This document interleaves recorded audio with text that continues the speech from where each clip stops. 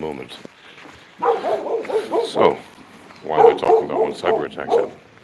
Okay, well, in the world of marketing, or in the world of trading, or generally internet usage, when cyber attacks happen and they affect you, it is generally a good idea not to use ye old internets unless you need to. Why? Well, if you are using the internet when cyber attacks are happening, well, by the way, they happen all the time. The question is, do they affect your locality, like where you are using the internet, your logon points, and the points which you're accessing, as well as the transit points between yourself, where you're using the internet from, and where you're using the internet at. Right? That whole highway can be attacked.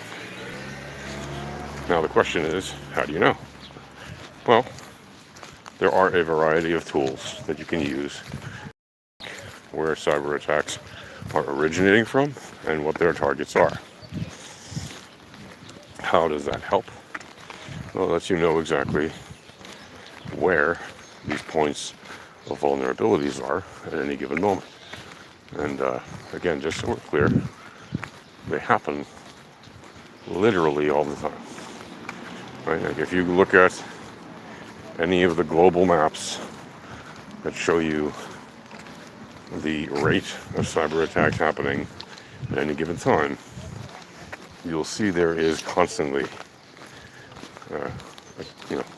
a barrage of attacks happening from a number of known sources of origin, and the typical targets are also well mapped out, and the level of attacks does not really ever go down significantly. I mean, of course, there are certain times of the day or week or month that are more active than others, certain times that are less active than others. But in general, you will not find a moment in which there are zero attacks on this earth. It is a constant threat. So how do you operate in that environment and maintain your security? Well, if you're the average consumer, you probably think that using something like a VPN is enough. The truth is, VPNs don't really protect you from a lot of cyber attack stuff. Yes, VPNs can protect you in theory from a number of things that you're doing on the internet. Or they can enable you to watch content in certain locations that you otherwise wouldn't be able to access from your actual location. However, it won't necessarily protect you from things that you might think, like using social media platforms or websites or other internet-based tools.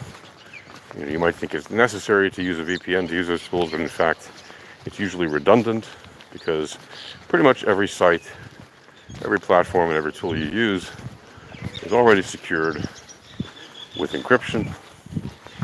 That's a very basic, fundamental part of managing a domain, especially in 2024. If you're using unsecured sites or services, you should probably ask yourself, do you really need to use those?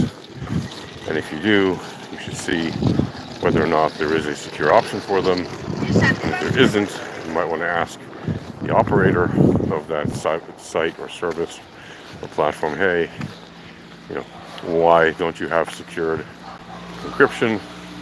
When do you plan to have it? If they don't plan to have it, you might want to seek alternatives. It's because it's really quite standard to have encryption. So the purpose of a VPN, in terms of security, is really largely moot at this point. Yes, it does help if you're using unsecured sites, but you really shouldn't be using unsecured sites in 2024, to be honest, for the most part, if you can avoid it, obviously. If there is a necessary thing you must do, and it happens to be on an unsecured site and you have no other alternative, okay, then VPN can help. But There are other, much more in-depth ways of securing yourself and your use on the internet. And make sure that you do that, especially when you are in a vicinity or location under a cyber attack. Okay? Happy internauting.